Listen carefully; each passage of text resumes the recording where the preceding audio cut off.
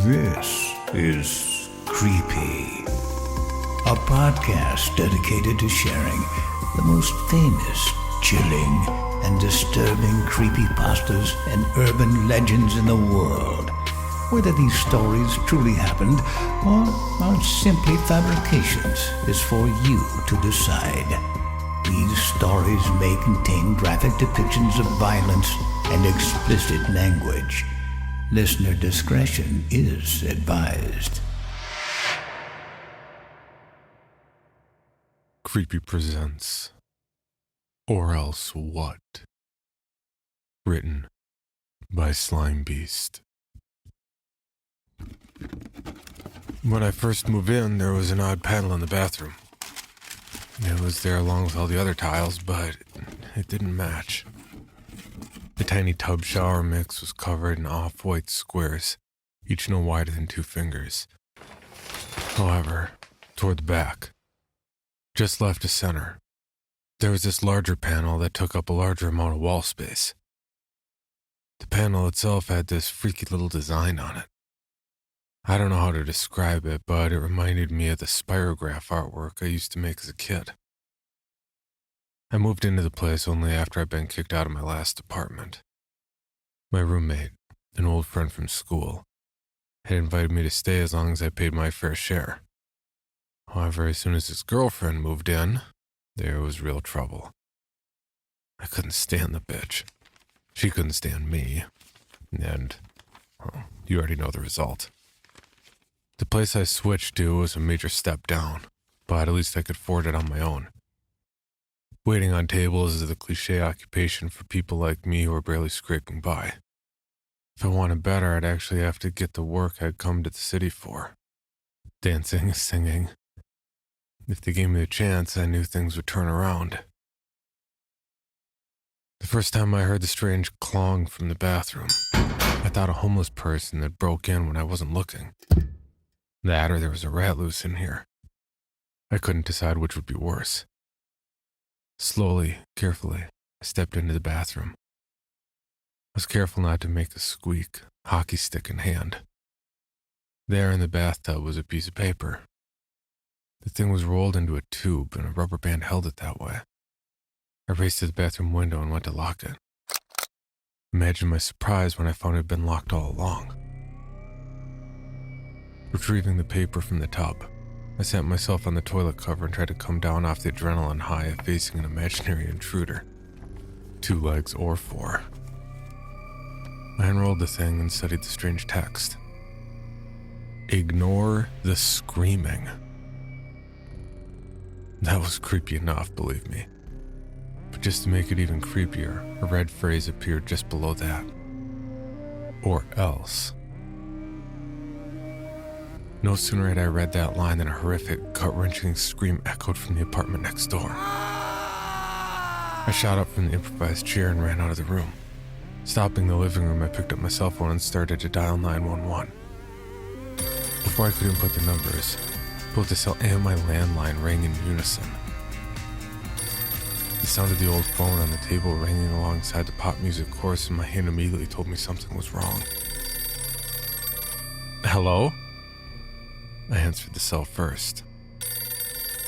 Hello? My own voice came bouncing back at me. I have to call. I'm sorry, I think the line is messing up. I quickly hung up and moved to the other phone. As I did, they both rang again. Lifting the receiver to my ear, I was greeted with familiar nonsense. Hello? Oh, for God's sake. I had no idea why, but both phones were useless. I raced to the front door, intent on finding out if anyone else was able to call for help. When I reached it, however, the knob refused to turn. All I could do was frantically and fruitlessly bang on my own door as if I was the unwelcome guest. Another scream, weaker this time. It was the unmistakable sound of death. Exhausted, I thrust myself into a beanbag chair with a huff. All I could do, it seemed, was wait for the sounds of sirens. I felt really bad and embarrassed when I thought about begging the EMTs or police to let me out of my place while they were busy with whatever just happened.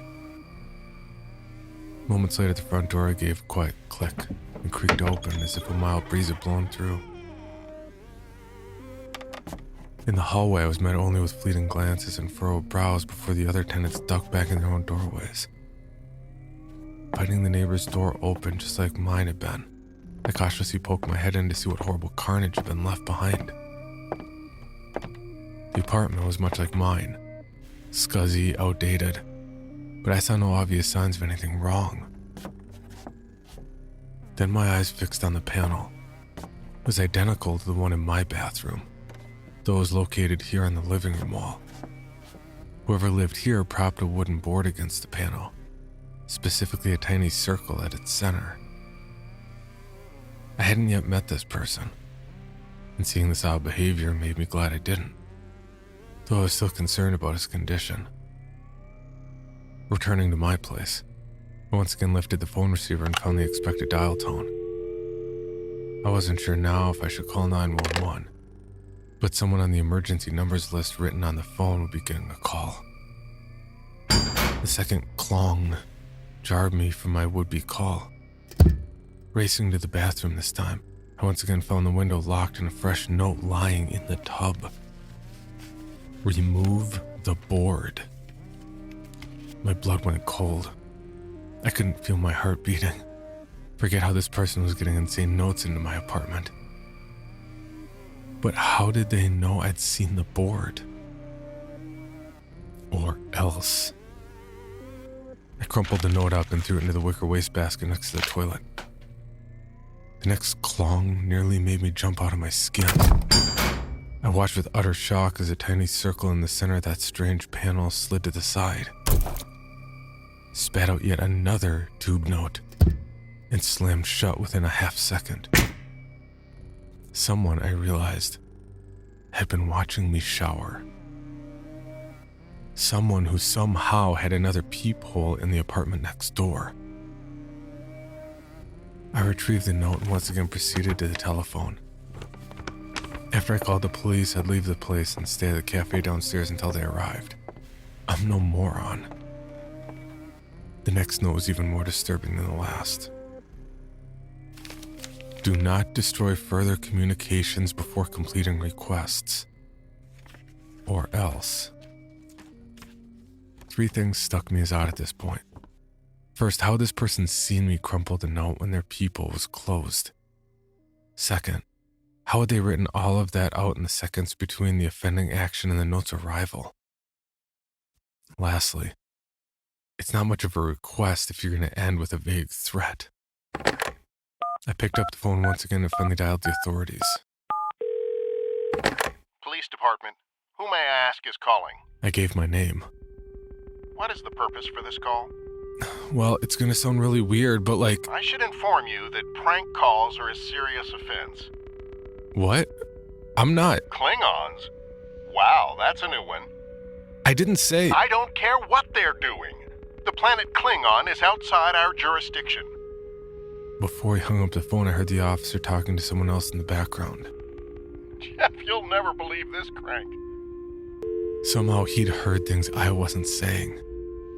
It was as if an entirely different conversation had taken place, exactly when I had called him. Suddenly there was a crash. I turned to see one of my cow figurines broken into shards on the floor. The table I'd been sitting on was now standing at a 90-degree angle, supported by floorboards that had risen up as if specifically to dump it over. Frozen in fear, I turned my glance to the entertainment center as it slowly rose. Well, the back of it rose at least, dumping the flat screen and my entire DVD collection onto the ground. The television broke with a resounding crack and the DVD cases rained down around it. Both pieces of furniture, or the floorboards under them, slowly settled back to their normal positions. Then the boards beneath my feet moved ever so slightly, rising at my heels. I took a few forced awkward steps forward and nearly fell to the floor. Then the quivering started. I couldn't be sure if it was just my apartment or if the entire building was about to be shaken to the ground. Taking a deep breath of piercing cold air, I uneasily sprinted to the apartment next door and kicked the board to the floor. The panel was freed once again. When I looked back into my apartment, at the broken and displaced items therein, the phone rang once again. I wasn't entirely sure I wanted to answer it. I took one hesitant step into the place, and the front door took that opportunity to slam behind me. The phone fell silent. It was no longer needed. I was trapped once again. Over the next couple days, I tried to leave. I don't just mean trying to open the door. I tried to leave the apartment behind and couldn't do it. Every attempt ended in some sort of disaster. The phone would call people I knew, and somehow it would imitate my voice. Friends, family, they couldn't tell the difference. And I could only listen on the line as the phone or whatever it was said terrible, horrible things to them. It became clear to me that as long as I abided by the request made of me, I'd be allowed to come and go as I pleased. If I ignored the messages or made any sort of attempt to permanently leave, somehow, it could tell. I don't think I can refer to it as anything other than it now. Someone new moved into the empty apartment. I never found out what happened to the previous resident. I didn't even try to meet the new guy. I wanted nothing to do with anyone else in the building since I was sure one of them was behind the whole crazy ordeal. The note stopped for a while, and I was as happy about that as you could be under the circumstances. Except for the inability to move out of the place. You'd almost say I lived a regular life. A knock at the door took away the small shred of normalcy. "Who is it?" I asked meekly. The knock persisted. "Who is it?" I was getting scared. Your new neighbor. I know what you've been doing. He sounded gruff, maybe even drunk. Then again, maybe he was suffering the same problems I had. I opened the door a crack, letting the chain catch it so he'd know it was there. He was bedraggled, dirty, unshaven like the surly alcoholic I half expected. He was easily a few feet taller than I was, and could easily overtake me. "What?" I wasn't sure if he actually knew what I knew. The panel. He smiled. I know what you've been doing with the panel. And the phones. And the lights. And I'm pretty sure the police are gonna want to know too. The words hit me like a wrecking ball. He thought I was the one behind it all, just as I had suspected everyone else. I turned the problem over in my head. Should I tell him it's not me? Then he'd know I knew something, and that might be enough to implicate me anyway. "You're insane." The words left my lips like an unexpected cough, after which I abruptly slammed the door shut. Through the peephole, I saw him standing there like a statue. A grinning, smart-ass statue who thought he'd figured it all out. With a sudden movement, the man threw his weight to the door and sent me reeling. In the surprise and horror of that moment, a realization of every bad home invasion exploitation movie in history, I was barely able to keep my wits. Less than a second later, he was on top of me. Nice try. I tried to get him off me, tried to reach with my knees and claw at his face, but he found the perfect position to keep me helpless. "What do you want? Please take anything, just don't." I could feel the tears welling up in my eyes. Relax. I just want to know who's passing the notes through. If it's not you, then tell me who it is. Which room is he in? I'm only gonna talk to him. "There's nobody here!" He checked. He went into every room, knocking over my things, all the while twisting my arm so hard I knew he was doing permanent damage. I could hear something crack. When he searched the bathroom, he managed to whip back the shower curtain just enough to conceal that horrible panel. So it's you, then. He got in my face with a cold, hard stare and a smarmy smirk. Okay. Now tell me how you did everything. "I don't know what you're talking about." Right.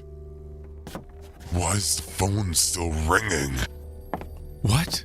My phone. Stop ringing it. That's enough.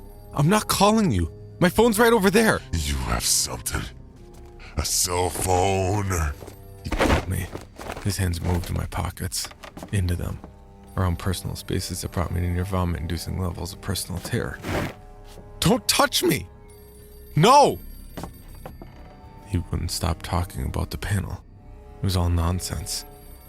He talked about hurting his hand while moving an air conditioner, or moving it and trying to cut off his hand, or none of it made sense.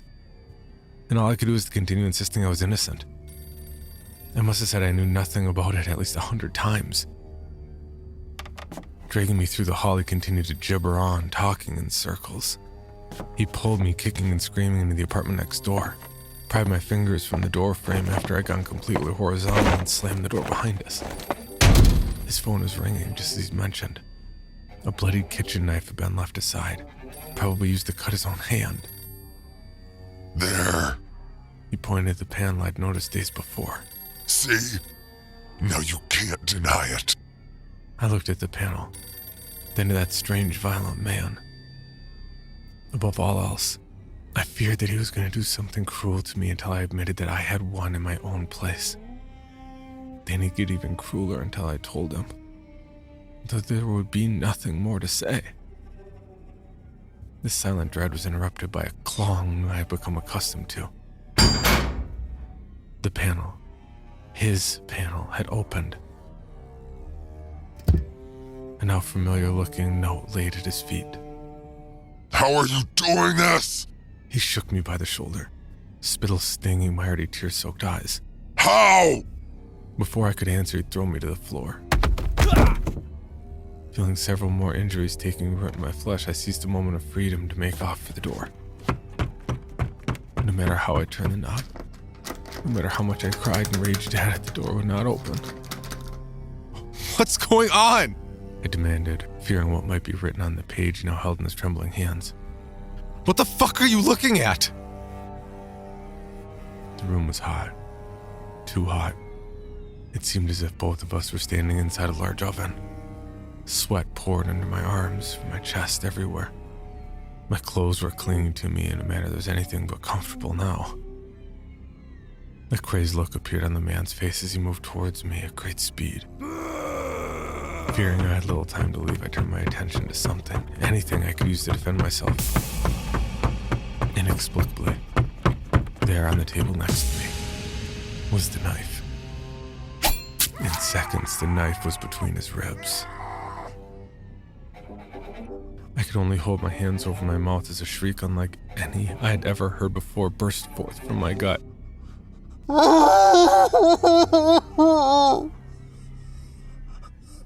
The man, my neighbor, stumbled backward in surprise.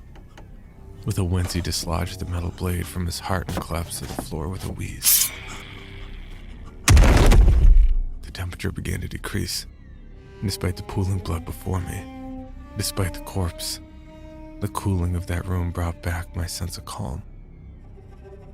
I tried the door again. No luck. The note he'd been reading now lay before me, and even from standing distance, I could see the diagram upon it. It was a drawing of a man, cut up and reassembled with limbs mismatched. Was that me? The panel opened and spit another request. I wasted no time in retrieving it.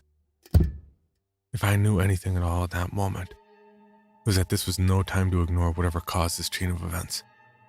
Without so much as a thought, my hand caught the small circle before it closed.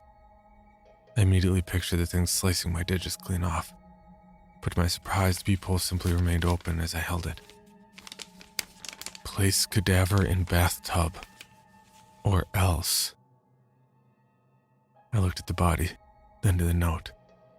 There was no way I could move him. It wasn't just a matter of physical strength, but emotional strength as well. I knew that if I saw his face again, if I lifted it from the floor, I'd completely lose it. With one hand holding the panel open, I placed a note on the floor in front of me and turned it over. The opposite side was blank. My free hand shook with fear and revulsion as I dipped my pinky into the warm metallic-smelling blood I'd spilled. I wrote a series of off-kilter, messy letters on the paper. Or else what? Seeing this mad act of defiance before me should have given me the jolt I needed to realize this was a bad decision. However, in looking at the crimson reply, I felt only a strange sense of justification. I had every right to ask this. I rolled the note up again and jammed it into the dark opening, through which I could see nothing. After, I allowed the panel to close once more. Oh. The sound was that of a classroom full of children anticipating the punishment of a disobedient student. Oh. As it grew louder, these children sounded very angry and very large. Oh. Oh. The entire wall moved. Not just the panel, the wall. It shifted slightly forward, sending a wall clock to the floor with a crash. Oh! I could hear other sounds mingling with the strange inhuman drone. It was a series of growls, not like an animal, but rather someone or something almost human, very aggravated at being slighted.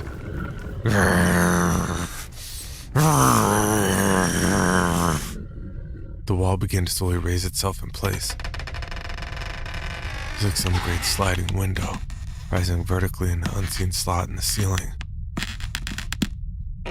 I got to my feet and backed away from the wall as it raced further and further. The steady nature of the impossible scene was driving me insane with dread. In the darkness behind the wall, where my apartment should have been, I could see a dark metal floor. It was covered in spans of thick black grime. It was illuminated only by the light of the apartment I stood in. When the wall was about a foot off the ground, it stopped. All was silent for a moment, and I tried for the life of me to figure out what had just happened. The voices had stopped, and I considered the fact that might be a good thing. Until I saw the hand. A great, hairy, two-fingered hand shot out from under the wall like that of someone searching for change beneath the furniture. It wasn't unlike a human hand, save for the reduced number of digits and its massive size. The wrist was easily the size of my waist. A thin layer of translucent yellow slime clung to the furry limb as it darted back and forth, feeling its way across the floor at a high speed. When it reached the wall, it felt the molding, then rebounded back and attempted to search again. Or else what? Or else this. The wall began to rise again.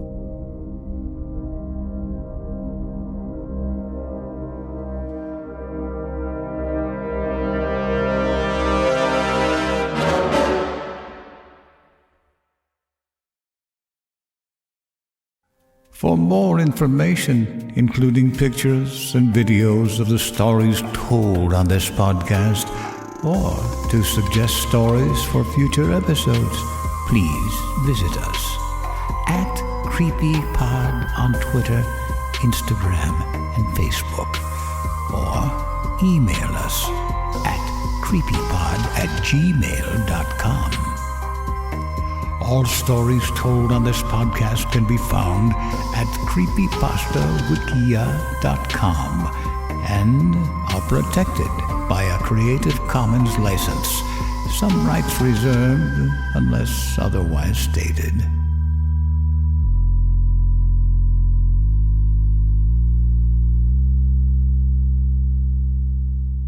The Bloody Disgusting Podcast Network, home of Creepy, for disturbing and terrifying creepypastas. SCP Archives, with full cast storytelling. Horror Queers, genre commentary from the LGBTQ perspective. The Boo Crew, for horror-centric interviews. Listen free wherever you stream audio and at bloodydisgusting.com/podcasts.